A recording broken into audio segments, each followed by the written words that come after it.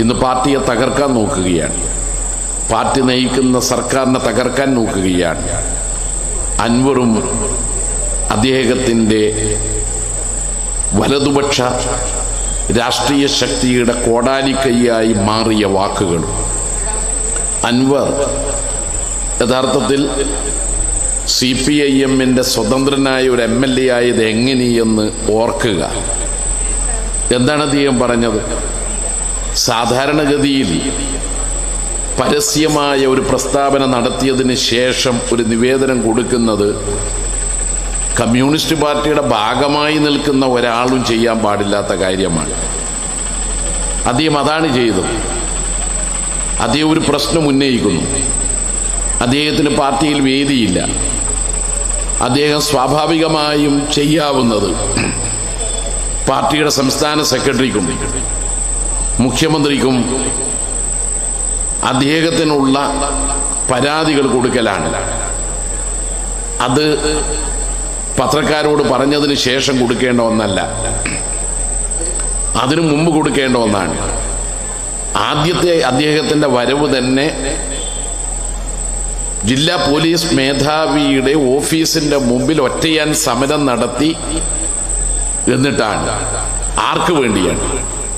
ആദ്യമൊക്കെ സതുദ്ദേശത്തോടുകൂടി അൻവറിന്റെ പരാതി പറച്ചലിനെ കണ്ടവരുണ്ടായിരുന്നു.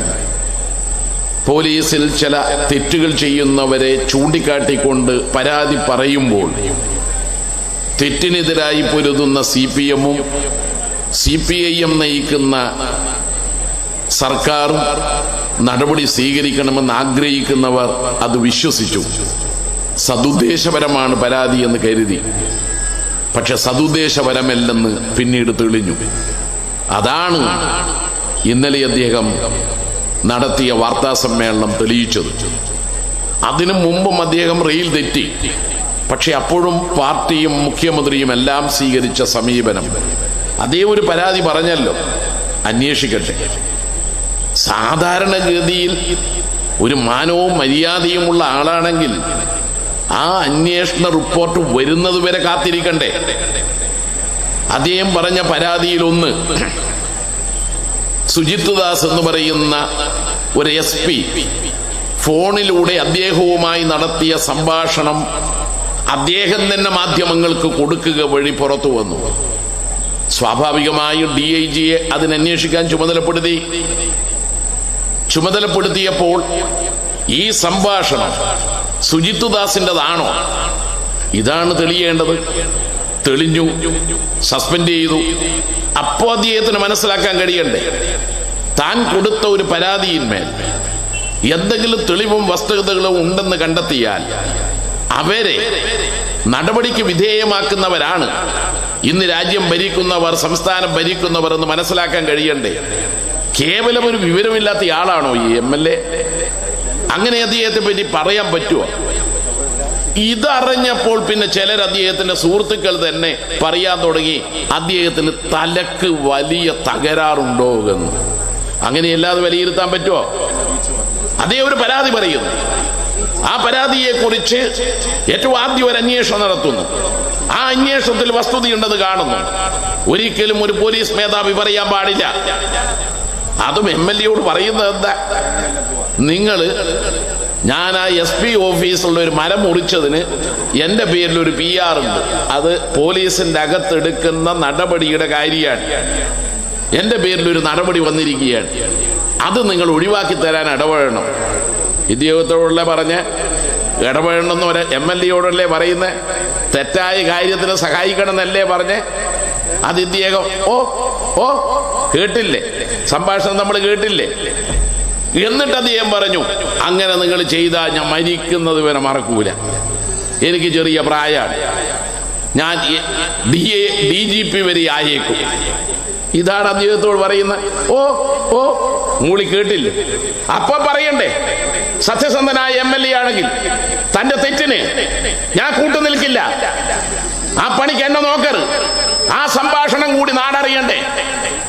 അപ്പോ ഒരു പോലീസ് മേധാവിയുമായി അദ്ദേഹം സംസാരിച്ച സംഭാഷണത്തിന്റെ മറുഭാഗം നമ്മൾ കേൾക്കുന്ന എന്താ?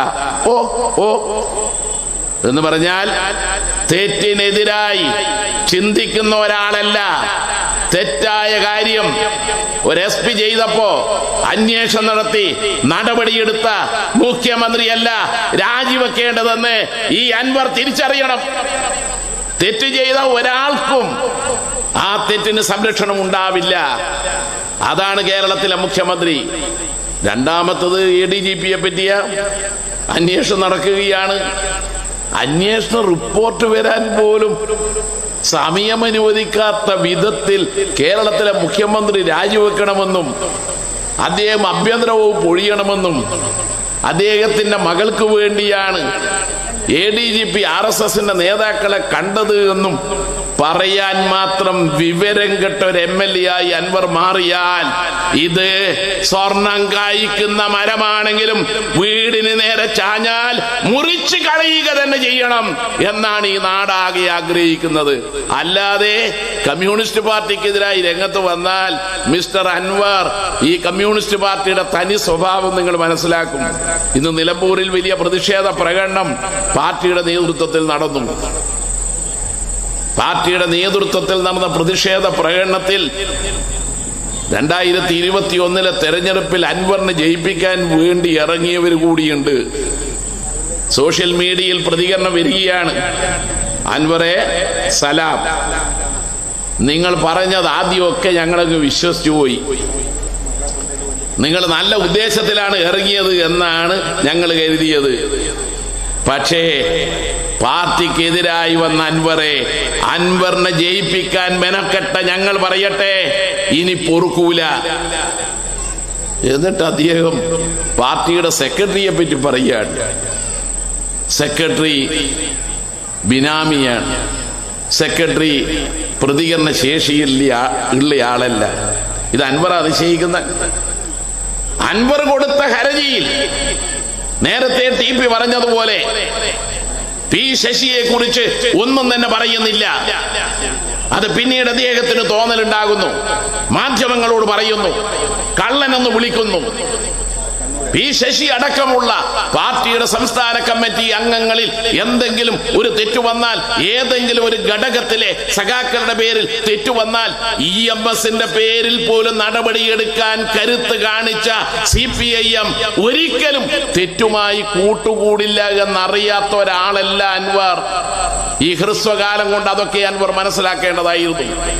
അതുകൊണ്ട് പാർട്ടിക്കും പ്രസ്ഥാനത്തിനും എതിരായി വലതുപക്ഷ രാഷ്ട്രീയക്കാരുടെയും വലതുപക്ഷ മാധ്യമങ്ങളുടെയും കോടാലിക്കൈയായി ഇപ്പൊ നമ്മുടെ സോഷ്യൽ മീഡിയയിൽ കുറച്ച് ഫോളോവേഴ്സും ലൈക്കും ഉണ്ടായിക്കൊണ്ട് എന്നുള്ളതിന്റെ കാരണത്താൽ ഇങ്ങനെ കളിക്കാന്ന് വിചാരിച്ചാൽ അൻവറെ പാർട്ടിയെ വെല്ലുവിളിച്ചുകൊണ്ട് ഇറങ്ങുന്നത് അൻവർക്ക് നല്ലതല്ല എന്ന് മാത്രമേ പറയാനുള്ളൂ. എന്തൊലത്താനാ ഞാൻ ഈ ഞായറാഴ്ച അങ്ങ് പൊതുസമ്മേളനം നടത്തി പറയുന്ന? എന്തോലത്താനാ? കമ്മ്യൂണിസ്റ്റ് പാർട്ടിക്കെതിരായി എന്ന് പറയാനാ? പിണറായി വിജയൻ എന്ന് പറയുന്ന ആ നേതാവ് SNC ലാവ്ലിൻ എന്ന് പറയുന്ന കേസിൽ കുടുക്കി ജയിലിലടക്കാൻ വേണ്ടി ഇറങ്ങി പുറപ്പെട്ട ചിലരുണ്ട് കേട്ടാ. അവരുടെ കൂടിയാണ് ഇപ്പൊ അൻവറിന് സ്ഥിരതാമസം. അതും അന്നത്തെ UDF ഗവൺമെന്റ് അവസാന കാലത്ത് തെരഞ്ഞെടുപ്പ് പ്രഖ്യാപിച്ച ദിവസം മന്ത്രിസഭയിൽ അജണ്ടയിൽ ഇല്ലാതെ ഔട്ട് ഓഫ് അജണ്ടയായി കൊണ്ടുവന്ന് അന്വേഷണത്തിന് ഉത്തരവിട്ട് എന്നിട്ട് പിണറായി വിജയനെ കള്ളക്കേസിൽ കുടുക്കി അങ്ങനെ ജയിലിലാക്കാമെന്ന് കരുതിയവരുണ്ടായിരുന്നു. പക്ഷേ കുറ്റപത്രം വായിച്ചിട്ട് ഏതൊരു പ്രതിയെയും പ്രതിക്കൂട്ടിൽ നിർത്തി ചോദ്യം ചെയ്യേണ്ട സന്ദർഭം പോലും ഇല്ലാതെ കുറ്റപത്രം വായിച്ചപ്പോൾ തന്നെ കോടതിക്ക് തോന്നി ഈ കുറ്റം നിലനിൽക്കില്ല. അങ്ങനെ പ്രതിപട്ടികയിൽ നിന്ന് ഒഴിവാക്കപ്പെട്ട ഒരാളാണ് പിണറായി വിജയൻ. അതിന്റെ അപ്പീലിന്റെ അപ്പീലും ഒക്കെ പോയിട്ട് അങ്ങനെ സുപ്രീം കോടതിയിൽ നിൽക്കുകയല്ലേ. എന്തെങ്കിലും തെളിവ് കിട്ടിയെങ്കിൽ അന്ന് സുപ്രീം കോടതിയിൽ ഇവർക്ക് അനുകൂലമായ ഒരു വിധി വരില്ലേ? ഡൽഹി മുഖ്യമന്ത്രിയെ ജയിലിൽ അടച്ചവരല്ലേ ഇപ്പൊ നാട് ഭരിക്കുന്നത്. അപ്പോ ഒന്നും വലത്താനില്ല അൻവറെ. കമ്മ്യൂണിസ്റ്റ് പാർട്ടിക്ക് ഒന്നും മറച്ചു വെക്കാനില്ല. ഞങ്ങളെയൊക്കെ ജീവിതം തുറന്നു വെച്ച പുസ്തക പൊതുപ്രവർത്തനത്തിൽ പോയിട്ട് ഒരു നയാ പൈസ നേടിയ പാരമ്പര്യം പിണറായി വിജയനുമില്ല, ഇങ്ങ് കമ്മ്യൂണിസ്റ്റ് പാർട്ടിയുടെ താഴെയുള്ള സഖാക്കൾക്കും ഇല്ല. ഉണ്ടായിരുന്നുവെങ്കിൽ നാടിനു വേണ്ടി ജനങ്ങൾക്ക് വേണ്ടി ജീവിതം സമർപ്പിക്കുന്ന ഒരു പ്രവർത്തന പാരമ്പര്യം ഞങ്ങൾക്കുണ്ടാവില്ല. അങ്ങനെ ആരെങ്കിലും ചെയ്താൽ അവർ ഈ പാർട്ടിയിൽ ഉണ്ടാവുകയില്ല. അതുകൊണ്ട് അൻവർ കോൺഗ്രസ്നാ വന്നത്. ആ കോൺഗ്രസിന് വന്ന എല്ലാ ദൂഷ്യവും അദ്ദേഹത്തിനുണ്ട്. നമുക്കൊരു പെശക് പറ്റി, ഇയാളെ ഒന്ന് സ്വതന്ത്രനാക്കി മത്സരിപ്പിച്ചു, ജയിപ്പിച്ചു. എന്നിട്ട് ഇപ്പൊ പറയുന്നു എനിക്ക് ഭ്രാന്തില്ല, ഞാൻ രാജിവെക്കൂല. ഭ്രാന്തില്ല എന്ന് ഭ്രാന്തം പറയാണ്. എങ്ങനെയുണ്ട് നോക്കണം. നിങ്ങൾ തന്നതാണ്, മുഖ്യമന്ത്രിയാണ് എന്നെ ജയിപ്പിച്ചത്, എനിക്ക് ഭ്രാന്തില്ല എന്ന് പറഞ്ഞ അതിന്റെ അർത്ഥം എന്താ? മുഖ്യമന്ത്രിയാണ് എന്നെ ജയിപ്പിച്ചതെന്ന് പറഞ്ഞിട്ട് തൊട്ടടുത്ത വാചകം എന്താ നോക്കണം നിങ്ങൾ. ആ സൂര്യപ്രകാശം കിട്ടുപോയി എന്ന് പറഞ്ഞാൽ അതിന്റെ അർത്ഥം എന്താണെന്നറിയോ? അതേ സൂര്യനായിരുന്നു എന്നാണ് ഈ കള്ള സുബർ പറയാണ്. ഏത് മുഖ്യമന്ത്രി സൂര്യപ്രകാശമാണെന്ന് ഈ കള്ള സുബറിന്റെ സർട്ടിഫിക്കറ്റ് വേണോ? ഇപ്പൊ ആയിരുന്നു അൻവറെ ജയിപ്പിക്കുമ്പോ. അൻവറെ ജയിപ്പിച്ചതാര്? മുഖ്യമന്ത്രി. ഇപ്പൊ എന്തായി പോയി? അപ്പൊ ജയിപ്പിക്കുക വേണ്ടു അല്ലേ? ജയിപ്പിക്കാൻ അറിയുന്ന പാർട്ടിക്ക് ഒറ്റ കാര്യമേ അൻവറിനോട് പറയാൻ പറ്റുള്ളൂ. ജയിപ്പിക്കാൻ അറിയാവുന്ന പാർട്ടിക്കെതിരായി നീങ്ങിയാൽ ജയിപ്പിക്കാൻ എന്താണോ ചെയ്തത് ആ പാർട്ടിയുടെ കരുത്ത് അൻവർ തിരിച്ചറിയാൻ പോകുന്നതേ ഉള്ളൂ. കോൺഗ്രസ്സുകാർ പിന്നാലെ വന്നേക്കും, UDF പിന്നാലെ വന്നേക്കും, ലീഗുകാർ പിന്നാലെ വന്നേക്കും. നിങ്ങളെല്ലാവരും കൂടി കമ്മ്യൂണിസ്റ്റ് പാർട്ടിയെ ശരിപ്പെടുത്താൻ ഇപ്പൊ ഇറങ്ങി പുറപ്പെട്ടില്ലേ? വയനാട്ടിൽ ഒരു നിവേദനം കൊടുത്തതിന്റെ പേരിലല്ലേ ഏഷ്യാനെറ്റ് മുതൽ എല്ലാവരും ഇറങ്ങി പുറപ്പെട്ടെ? അവസാന രാത്രിയാവുമ്പോ ആ ശ്രീകണ്ഠൻ നായർ പറയാണ് മാപ്പ് മാപ്പ് മാപ്പ്. എടാ കള്ള സുബറുകളെ, ആളെ കൊന്നിട്ട് പിന്നെ മാപ്പ. അൻവറെ സൂക്ഷിക്കുക. നിങ്ങളെ പിന്നാലെയുള്ള ഇവര, നിങ്ങളെ പൊക്കുന്നവർ ഇവര. എന്നിട്ട് അവസാനം മാപ്പ് പറയും. കരിവേപ്പില പോലെ ആ കൂട്ടർ നിങ്ങളെ പുകച്ചു പുറത്തിയാടിക്കും. അതുകൊണ്ട് ഞങ്ങൾക്കൊരു സംശയവുമില്ല, കമ്മ്യൂണിസ്റ്റ് പാർട്ടിയുടെ സംസ്ഥാന സെക്രട്ടറിയോ CPM-ന്റെ PB അംഗവും മുഖ്യമന്ത്രിയുമായ പിണറായി വിജയനോ ഒരു തെറ്റും ചെയ്തിട്ടില്ല എന്ന ഉത്തമ വിശ്വാസമാണ് വളരുന്ന ദർശനത്തെ അടിസ്ഥാനമാക്കി പ്രവർത്തിക്കുന്ന CPIM-ന്റെ ബോധ്യം. ശ്രീലങ്ക മാറുകയാണ്. നേപ്പാളിലെ communist party of Nepal Marxist ലെനിനിസ്റ്റിന്റെ നേതൃത്വത്തിൽ നാട് ഭരിക്കുകയാണ്. ചുവക്കുന്നത് കേരളം മാത്രമല്ല, തൊട്ടയൽ രാജ്യങ്ങൾ കൂടിയാണ്. ആ മാറ്റത്തെ കാണാതെ വലതുപക്ഷ രാഷ്ട്രീയ ശക്തികളുടെ കോടാലിക്കൈയായി മാറി അൻവറും കൂട്ടുകാരും നടത്തുന്ന പ്രചാരവേദിയെ ജനങ്ങൾ തള്ളണം. ഇന്നും നാളെയുമായി എല്ലാ പ്രദേശത്തും ഇവരുടെ തെറ്റായ പ്രചാരവേദിയെ തുറന്നു കാട്ടുന്ന പ്രതിഷേധ പ്രകടനങ്ങളും യോഗങ്ങളും നടത്തണം എന്ന് പാർട്ടി ആഹ്വാനം ചെയ്തിട്ടുണ്ട്. ആ പരിപാടികളെല്ലാം നടക്കണമെന്ന് അഭ്യർത്ഥിച്ചുകൊണ്ട്, അതെല്ലാം വിജയിപ്പിക്കണമെന്ന് അഭ്യർത്ഥിച്ചുകൊണ്ട്, പാർട്ടിയെ കണ്ണിലെ കൃഷ്ണമണി പോലെ കാത്തു സൂക്ഷിക്കാൻ നിങ്ങളുടെ എല്ലാം പിന്തുണയുണ്ടാകണമെന്ന് അഭ്യർത്ഥിച്ചുകൊണ്ട് ഞാൻ വാക്കുകൾ അവസാനിപ്പിക്കുന്നു. സഖാവ് പാട്യത്തിന്റെ ഉജ്ജ്വല സ്മരണക്ക് മുമ്പിൽ ഒരു പിടി പൂക്കൾ അർപ്പിക്കുന്നു. അഭിവാദ്യം.